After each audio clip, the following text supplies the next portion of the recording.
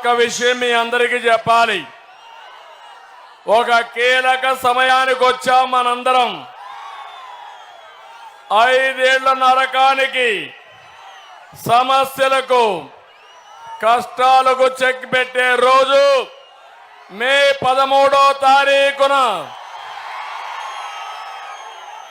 నేను ఒకటే మిమ్మల్ని అందరినీ కోరుతున్నా, ఈ రోజు నుంచి కూడా మీరు ఉత్సాహం పెరగాలి.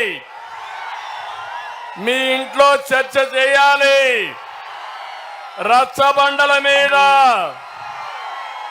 ఆర్టీసీ బస్సుల్లో, టీ కొట్టుల్లో, రైల్వే స్టేషన్లో చర్చ చేయమని కోరుతున్నా.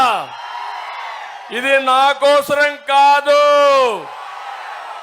ఈ పిల్లల భవిష్యత్తు కోసరం,